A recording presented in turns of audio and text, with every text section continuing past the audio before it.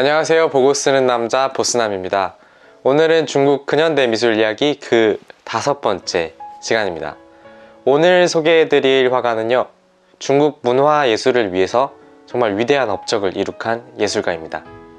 그는 또한 화가로서 자신의 화풍 탐색을 위해서도 굉장히 애를 많이 썼는데요, 매력적이고 참신한 기법과 색채를 사용한 화가입니다. 화가의 이름은 장대천입니다. 지금부터 장대천의 예술 생애를 간략하게 알아보겠습니다. 그는 1899년 사천성 내강이라는 곳에서 출생합니다.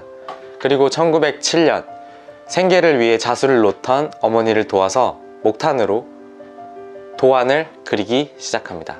1917년 그는 일본에 있는 교토예술전문학교에 입학합니다. 그리고 그곳에서 회화와 염색공예를 3년 동안 배웁니다. 1919년 그는 상해로 건너갑니다. 그리고 그곳에서 그는 중국 서화예술에 전념하며 창작에 집중합니다. 1940년부터 1943년은 장대천 예술 인생에 있어서 빼놓을 수 없이 중요한 시기였습니다. 그는 중국 북부에 위치한 돈황이라는 곳에 가는데요, 거기에 있는 벽화를 임무합니다. 1950년에 그는 인도에서 개인전을 갖게 됩니다. 인도의 아젠타 석굴 사원을 임모하고 또 그가 이전에 했던 돈황 벽화와 비교 연구를 진행합니다. 1960년 이후 그는 미국으로 건너갑니다. 그리고 장기간 그곳에 머물며 창작에 집중합니다. 하지만 그는 고국이 너무 그리워서 조금이라도 더 가까운 땅에서 살고 싶어 했습니다. 그래서 그는 대만에 1978년 이주하게 됩니다. 그리고 1983년 세상을 떠나기 전까지 그곳에서 머뭅니다. 지금부터는 총 3가지 키워드로 화가의 삶을 들여다보려고 합니다. 그 첫 번째 키워드는 바로 몽환적 색채입니다.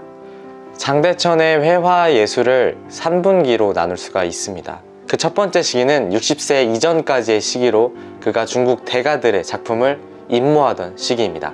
그는 특히 청나라 시대의 석도 그리고 팔대산인 등의 화가를 좋아했습니다.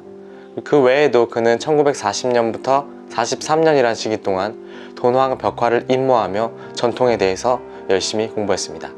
두 번째 시기는 60세부터 70세까지의 시기로 10년 동안 그는 발묵법과 발채법 그리고 산수화의 기법인 준법 등을 섞어 쓰는 매우 실험적인 회화를 시도합니다. 그리고 70세 이후부터 타계하기 전까지의 시기를 전성기로 구분합니다. 화가는 색채를 참 잘 썼습니다. 초기의 작품을 보면 독특하고도 강렬한 색채를 살펴볼 수 있습니다. 화가가 즐겨 그린 꽃 작품들을 보실까요? 이 화조와 연작들은 화가의 독특한 색채 기법이 완성되어가는 과정을 잘 보여줍니다. 여기 이 꽃잎들은 같은 색임에도 다른 색조로 입체감이 드러납니다.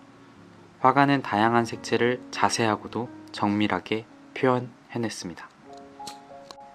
이번에는 발묵법으로 표현한 꽃입니다. 연잎을 거침없이 먹을 이용해 그려냈습니다. 발묵법은 강렬하고도 신비스러운 시각적 효과를 자아냅니다. 화가는 이렇듯 강렬한 색채와 발묵의 기법에 모두 관심이 있었습니다. 그리고 후기에는 이 2가지 기법을 사용해 독특한 몽환적 색채를 완성합니다. 두 번째 키워드는 바로 황산입니다.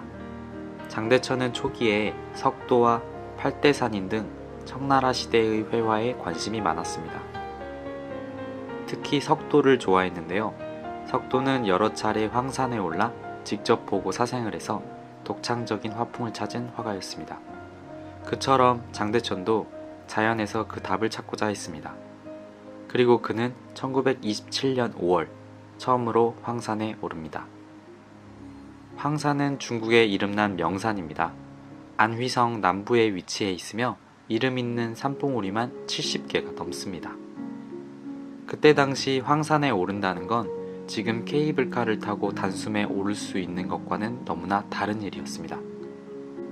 힘들고 고된 일이었죠.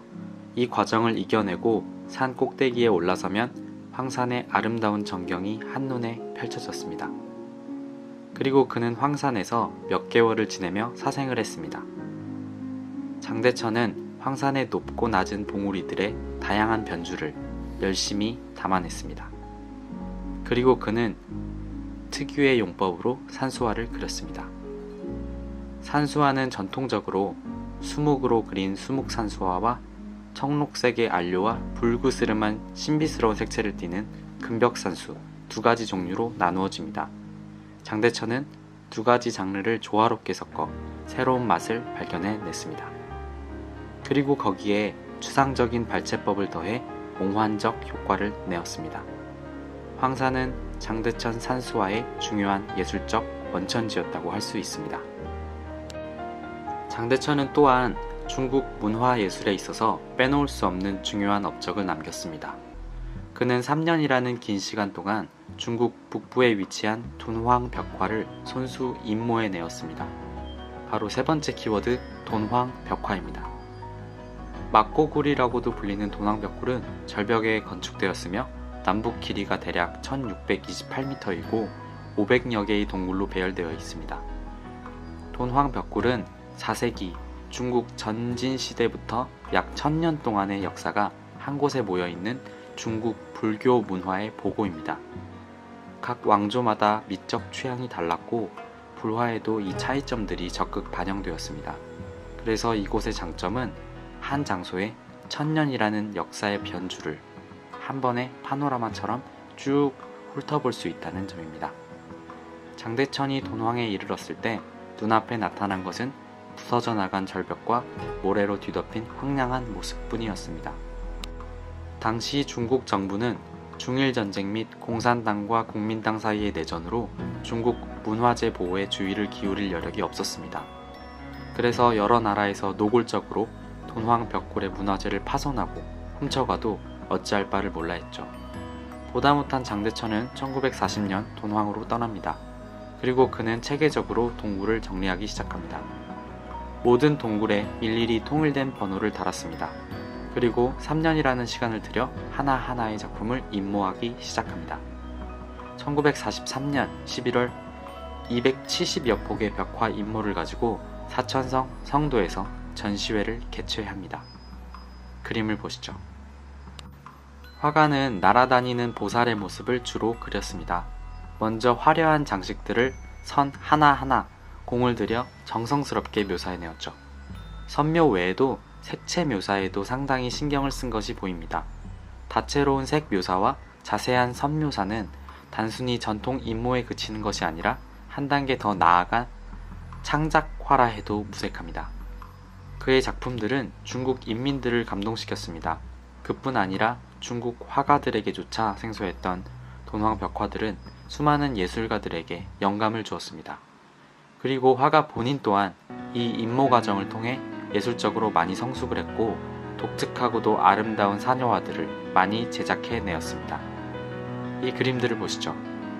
돈황 임모의 영향으로 그의 사녀화는 신비롭고도 몽환적인 분위기를 띱니다. 구도와 사녀화의 자세가 상당히 독특합니다. 기존의 전형적인 사녀 구도와는 확실히 차별점이 느껴집니다. 지금까지 화가 장대천에 대해서 알아보았습니다. 화가는 모든 장르의 그림을 다 잘 그렸습니다. 하지만 그는 정치는 잘 몰랐습니다. 그저 예술만을 사랑했고 예술을 위해 살았습니다. 그러다 보니 그는 중국 문화예술을 위한 큰 업적을 남길 수 있게 되었습니다. 그는 전통을 잘 계승했고 또 거기서 머물지 않고 새로운 스타일로 해석해내었습니다. 지금까지 화가 장대천의 이야기였고요. 다음 편에 새로운 이야기, 새로운 화가로 찾아오겠습니다. 지금까지 시청해주셔서 감사합니다.